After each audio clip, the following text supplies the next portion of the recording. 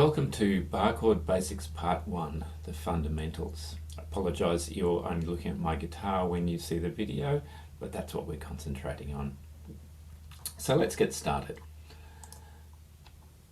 Prerequisite knowledge. My expectation for people starting this is that they understand these few things. Standard guitar tuning, which is, if you've been playing guitar you should know this. The basic understanding of guitar parts, so the nut, which is at the top of the guitar before the first fret, and then the frets, so the frets as they progress down the neck. So if you understand that, we're on to a good start. And then I need you to have the knowledge of some basic chord shapes on the first 3 frets. Sometimes people call these cowboy chords. I specifically need you to understand the E chord and the A minor chord shapes, and that's what we're going to concentrate on now. So your hands. So this is very standard terminology for hands from classical guitar. What I need you to concentrate on and understand is the terminology for the left hand, the 1, 2, 3, 4, the index, middle, ring and pinky fingers, because when I put the numbers on things you'll know what we're talking about there. Should make sense, but I will be using that terminology there.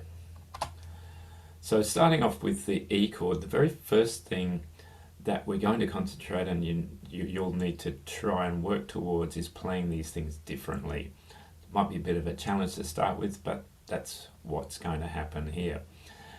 You normally play the E chord like this, with your index finger and your second and third finger in that format.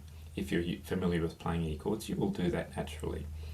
What we're going to do is get you to concentrate on playing it slightly differently with different fingers, the second, third and fourth finger on your left hand, so you can leave your index finger free. I'll demonstrate this shortly.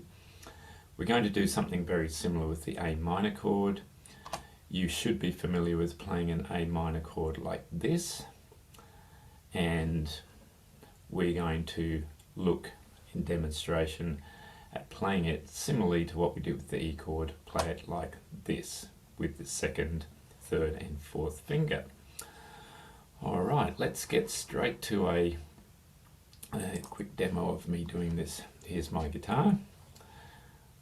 If I play a normal E chord, that's what I will do, and I would expect that you'll be familiar with doing that.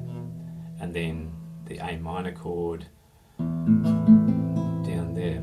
What we're going to do is work on doing something which might be difficult for you in muscle memory, but we'll need to work on this, is playing it slightly differently. So we'll leave the index finger free. So we're going to play the E chord using those 3 fingers instead of your first 3 fingers. You should be able to get the same sound, and then the same with the A minor chord.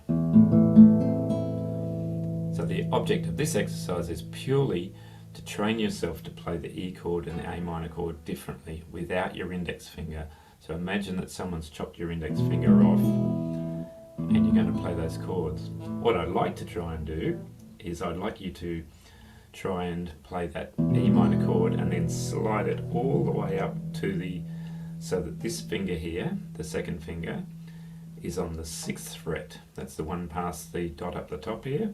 It rings nicely. So what I want to do for this exercise is play there and play there. Similarly with the A minor, except the A minor, I'd like you to slide to the 5th fret, not the 6th fret. So we play the A minor chord without the index finger, and then we're going to slide to the 5th fret. So those things ring nicely. So our first exercise is pretty simple. Play the chords differently, where you would normally play them, and then 5th fret for the minor, and then the E and the 6th fret. That's all that I would like you to attempt doing. Keep practicing that so we can progress a bit further. Good luck.